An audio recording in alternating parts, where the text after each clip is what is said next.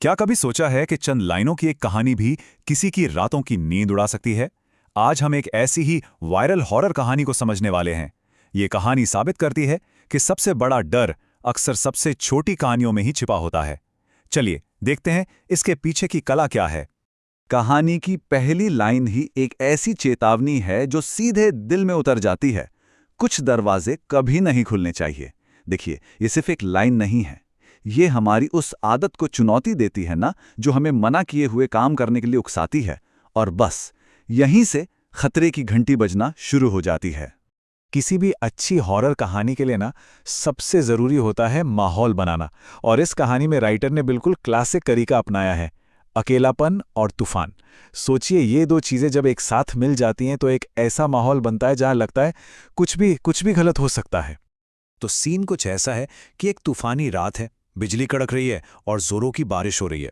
अब देखिए, तूफान सिर्फ मौसम नहीं है, नहीं, ये एक प्रतीक है। मतलब बाहरी दुनिया से बिल्कुल कट जाना।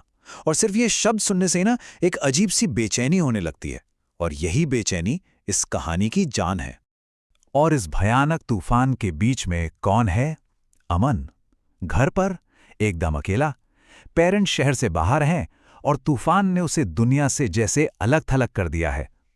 ये जो अकेलापन है ना, यही उसे सबसे ज्यादा कमजोर बना देता है। और यहीं से सस्पेंस का असली खेल शुरू होता है।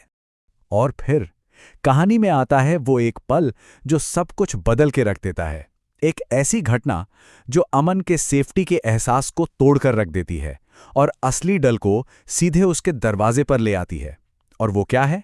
एक दस्तक। और ये कोई मामूली दस्तक नहीं है, किसी आम वक्त पर नहीं। ये होती है ठीक रात के 12 बजे, वही वक्त जिसे हमेशा से ही बुरी ताकतों और अनहोनी चीजों से जोड़ा जाता रहा है। और फिर जोर से खटखट, तूफान के शोर को चीरती हुई एक आवाज जो घर के सन्नाटे में गूंज उठती है। ये आवाज सिर्फ अमन को नहीं बल्कि हमें भी अपनी जगह से हिला देती है। अमन के दिमाग में वही सवाल घूमता है जो शायद हम सबके दिमाग में घूमता, इतनी रात को कौन हो सकता है? और ये सवाल ही डर को और गहरा कर देता है, क्योंकि इसका कोई लॉजिकल जवाब है ही नहीं। हिम्मत करके जब वो दरवाजा खोलता है तो बाहर कोई नहीं होता, सिर्फ खूब अंधेरा और सनसनाती तेज हवा। अब ये चीज डर को कम नहीं करती बल्कि और बढ़ा देती है। अब खतरा जो है ना वो अनदेखा है, अनजाना है। और जो चीज दिखती नहीं वो ज्यादा डरावनी होती है। तो दरवाजे पर तो कोई नहीं मिला, पर इसका मतलब ये नहीं कि खतरा टल गया। बिल्कुल नहीं। अब कहानी उस हिस्से में दाखिल होती है जहां एक के बाद एक अजीब सुराग मिलने शुरू होते हैं और टेंशन धीरे धीरे बढ़ने लगती है। अमन जैसे ही दरवाजा बंद करने के लिए हाथ बढ़ाता है, उसे अपने हाथ पर एक बर्फीला अजीब सा एहसास होता है, जैसे किसी ने छुआ हो। ये पहला पक्का सबूत है कि बाहर जो भी था वो सिर्फ हवा का झोंका नहीं था। खतरा अब असली है और शायद घर के अंदर भी आ चुका है। अब इतनी घबराहट में अमन क्या करता है? टीवी चला लेता है, शायद ध्यान बटाने के लिए। लेकिन तभी स्क्रीन पर एक ब्रेकिंग न्यूज फ्लैश होती है। और हॉरर कहानियों में हम सब जानते हैं, टीवी कभी भी अच्छी खबर लेकर नहीं आता। वो तो बाहरी दुनिया से कोई भयानक जानकारी लाने का जरिया बनता है। न्यूज रिपोर्टर की आवाज गूंजती है, कल रात तूफान में एक लड़का इसी इलाके से गायब हो गया।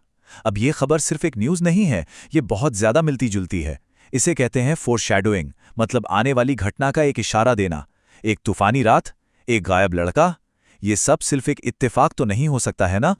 लेकिन कहानी का सबसे खौफनाक पल तो तब आता है जब टीवी पर उस गायब हुए लड़के की तस्वीर दिखाई जाती है।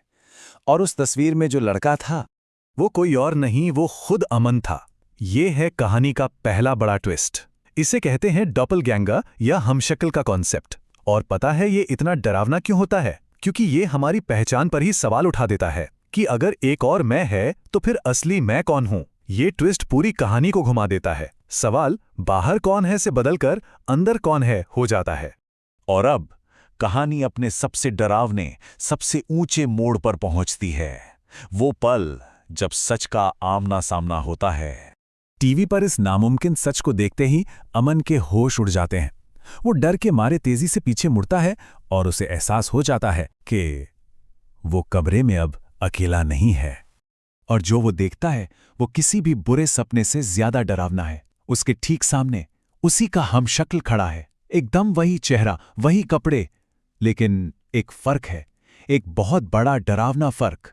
सामने खड़ा हमशक्ल तूफान की बारिश में सर से पांव तक भीगा हुआ है, बिल्कुल वैसे जैसे कोई तूफानी रात में बाहर खो गया हो।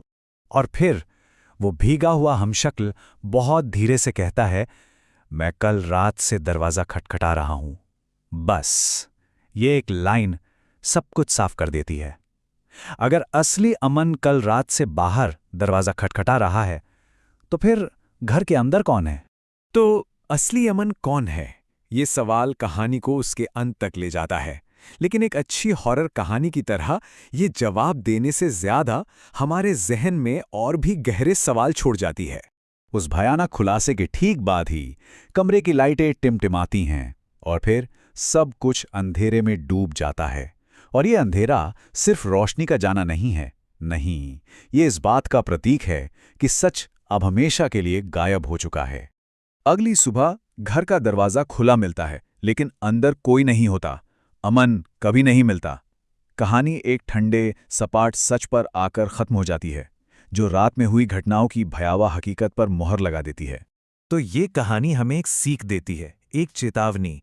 हर दस्तक का जवाब देना जरूरी नहीं होता है। ये सुनने में तो एक बहुत साधारण सी बात लगती है ना? लेकिन इस कहानी को जानने के बाद ये एक गहरी और डरावनी सच्चाई बन जाती है। और ये पूरी कहानी हमें एक आखिरी परेशान करने वाले सवाल पर लाकर छोड़ देती है। सोचिए, अगर असली मन पिछली रात तूफान में ही गायब हो गया था, तो वो कौन था जिसने दरवाजा खोला था? ये सवाल इस कहानी को खत्म नहीं करता, बल्कि हमारे दिमाग में हमेशा के लिए शुरू कर देता है।